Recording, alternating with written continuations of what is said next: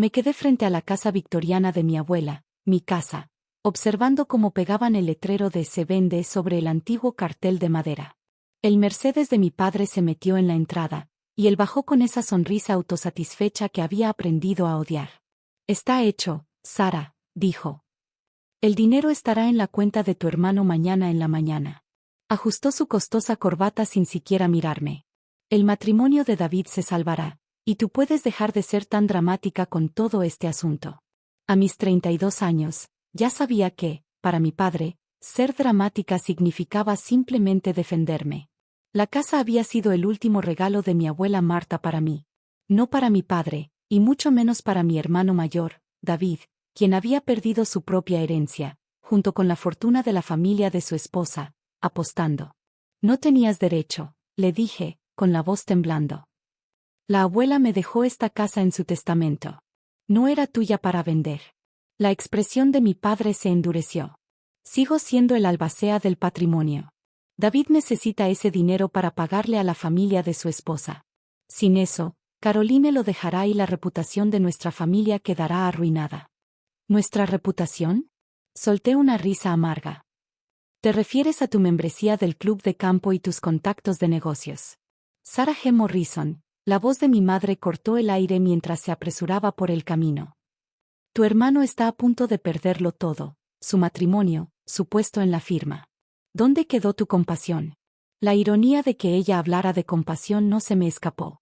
Cuando perdí mi trabajo durante la pandemia y pedí mudarme a esta casa, me lo negaron, diciendo que necesitaba aprender independencia.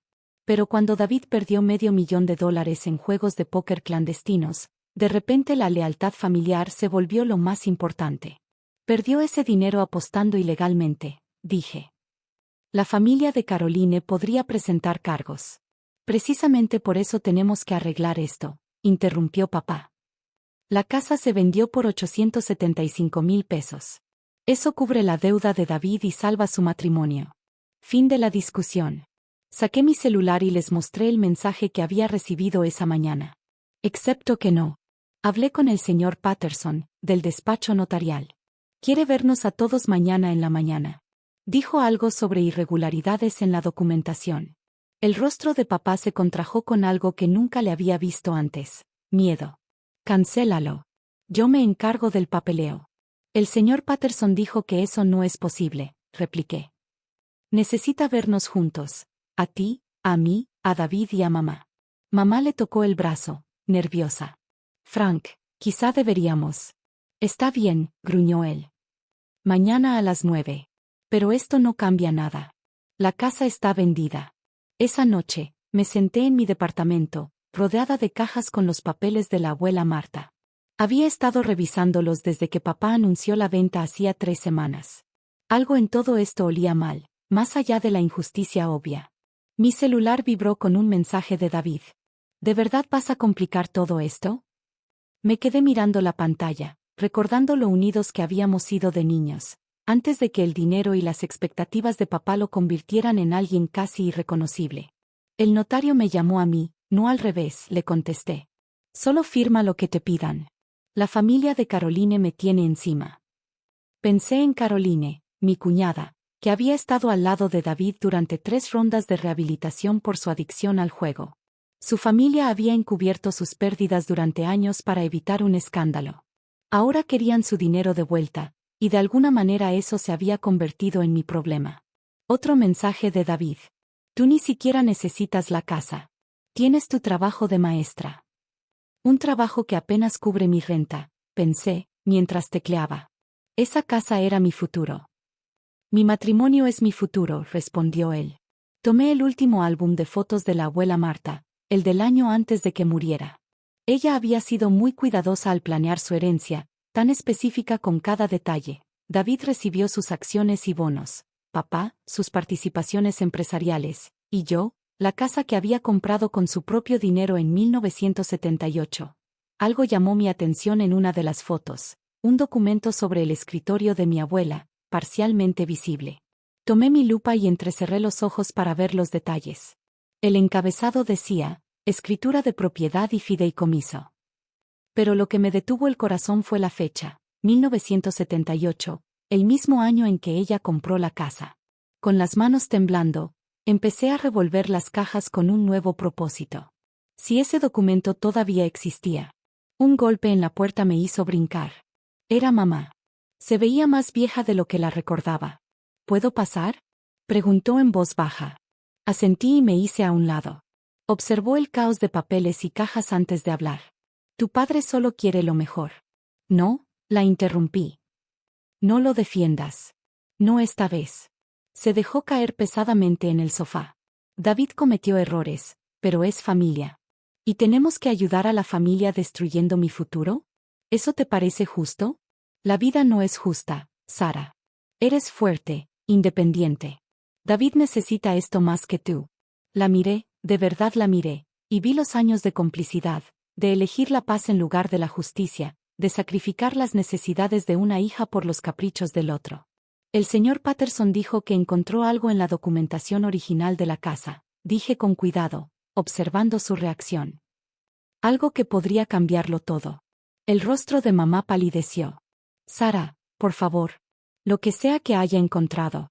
Tu padre estará devastado si. Se detuvo, dándose cuenta de que ya era demasiado tarde. Ellos sabían algo. Algo sobre la casa, sobre la propiedad de la abuela, sobre por qué papá había apresurado tanto la venta. No podía esperar a que llegara la mañana. La oficina del notario estaba más fría de lo que recordaba. El señor Patterson, un hombre de unos 60 años con lentes de armazón delgado, se sentaba detrás de su escritorio de caoba mientras mi familia se acomodaba. David llegó al último, sin Caroline. Gracias por venir, empezó el señor Patterson, sacando una carpeta gruesa. Durante la revisión estándar de la venta, descubrimos algunas circunstancias inusuales respecto a la compra original de la casa. Papá se movió incómodo en su silla.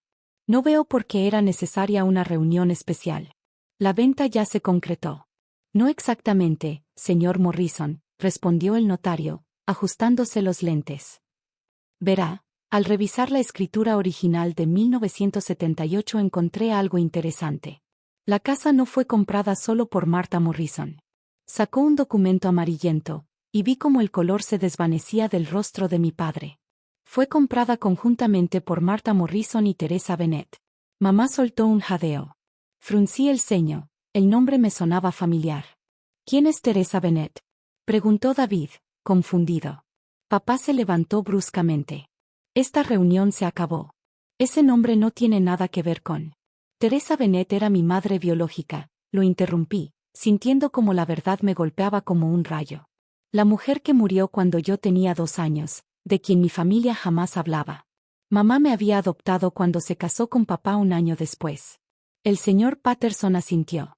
Según estos documentos, Martha Morrison y Teresa Bennett compraron la propiedad juntas con la cláusula explícita de que pasaría al hijo de Teresa, a ti, Sara, al fallecimiento de Martha. El cuarto empezó a dar vueltas. Me apoyé en el escritorio para no caer. Eso es imposible, balbuceó papá. Martha le dejó la casa a Sara en su testamento, no a través de una vieja escritura. En realidad, continuó el notario, el testamento solo confirmó lo que ya estaba legalmente establecido desde 1978. Esta propiedad nunca formó parte del patrimonio de Frank Morrison. Se transfirió directamente a Sara al morir Martha, mediante este acuerdo de fideicomiso. David se levantó de golpe. Esto es ridículo. La venta ya se hizo. El dinero ya se prometió a la familia de Caroline. Cualquier venta habría requerido el consentimiento explícito de la señora Sara Morrison como propietaria legal, dijo el notario con firmeza. La venta actual es inválida. Miré a mi padre, viendo cómo las piezas encajaban. Lo sabías, dije en voz baja. Por eso apresuraste la venta. Sabías que si alguien revisaba los documentos. Mamá empezó a llorar. Frank, deberíamos haberle dicho. ¿Decirme qué? Exigí. Papá se dejó caer en la silla, envejecido de golpe. Tu abuela y tu madre biológica eran mejores amigas. Compraron la casa juntas cuando Teresa quedó embarazada de ti. Querían crear un lugar seguro para ti, pasara lo que pasara. Cuando Teresa murió, continuó mamá con voz temblorosa, Martha nos hizo prometer que nunca venderíamos la casa, que siempre sería tuya. Era el único bien que Teresa tenía, su regalo para ti. El peso de la traición me aplastó el pecho. No solo el intento reciente de robarme la casa, sino las décadas de silencio sobre mi madre biológica, sobre su amistad con la abuela, sobre el legado que habían construido para mí. Así que intentaste robarme mi herencia 2 veces, le dije a papá.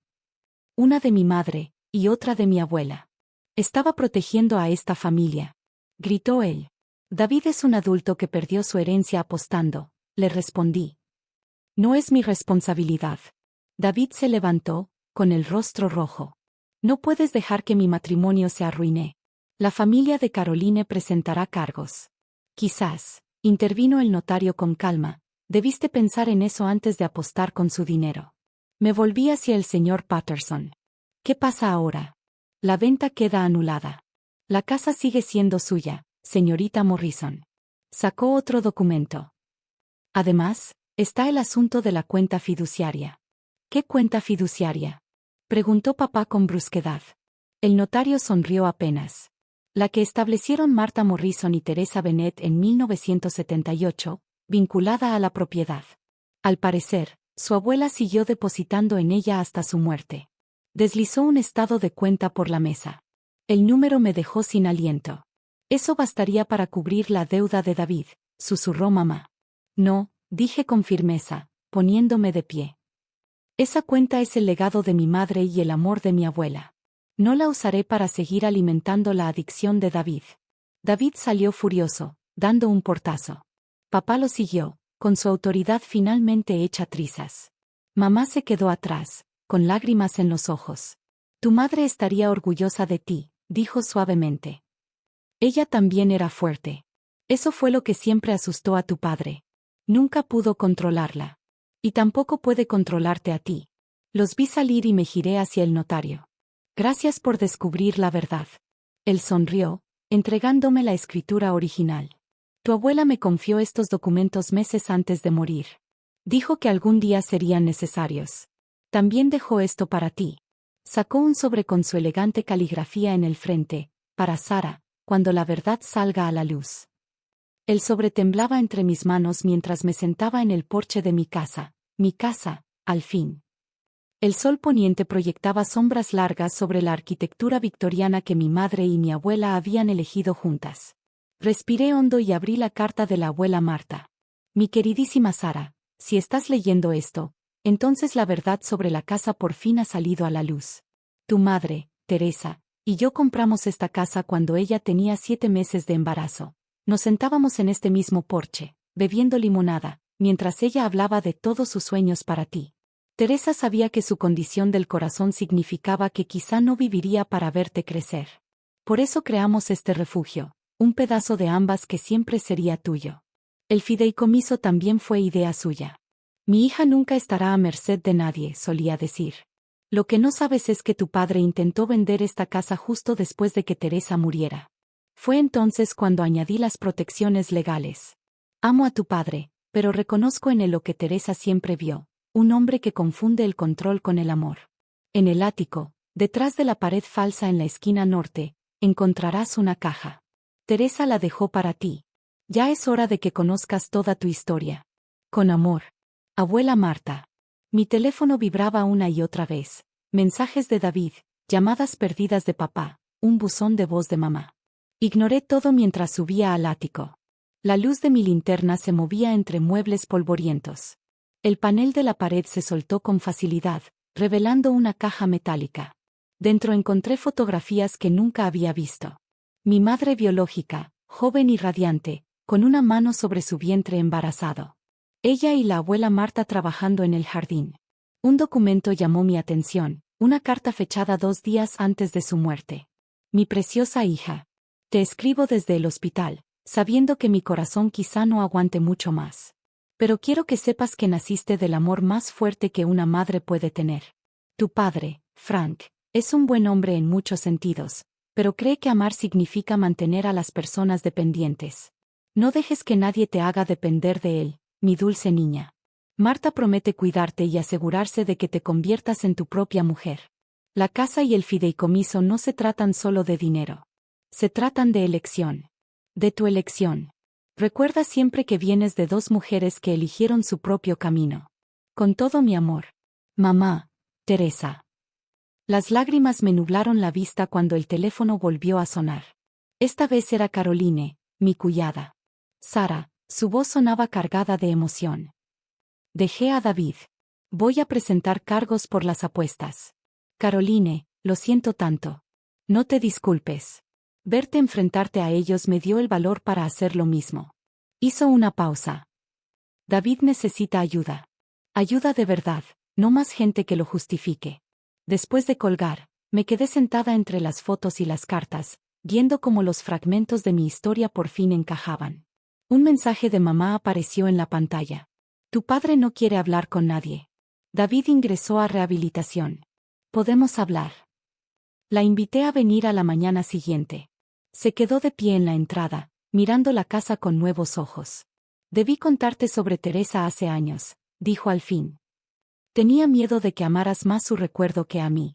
Mamá, tú has sido mi madre en todo lo que realmente importa, respondí, pero merezco conocer toda mi historia. Asintió, con lágrimas cayendo por sus mejillas. Marta intentó advertirme, ¿sabes? Sobre lo controlador que podía ser tu padre. Creí que mantener la paz era proteger a la familia, pero solo les enseñé a ti y a David a confundir manipulación con amor. Pasamos la mañana revisando la caja de Teresa. Mamá compartió historias que había guardado durante 30 años, pintando un retrato de una mujer vibrante e independiente. Una semana después, David llamó desde rehabilitación. Ahora lo entiendo, dijo en voz baja. ¿Por qué la casa era tan importante? No era por el dinero. No, le respondí. Era por aprender a defendernos. He estado pensando en Teresa y en la abuela Marta, continuó. En cómo planearon todo para protegerte. Mientras que papá solo me enseñó a huir de las consecuencias. Durante los meses siguientes, nuestra familia empezó a reconstruirse lentamente. Papá se mantuvo distante, con su poder finalmente quebrado. Mamá comenzó terapia, enfrentando décadas de comportamiento permisivo. David se concentró en su recuperación, enfrentando su adicción sin rescates financieros. Yo renové la casa, respetando su carácter original mientras la hacía mía. Cada reparación se sentía como una conversación con Teresa y la abuela Marta, una continuación de su legado de independencia y fortaleza. Una tarde, sentada en el porche con un vaso de limonada, como ellas solían hacerlo, me descubrí sonriendo.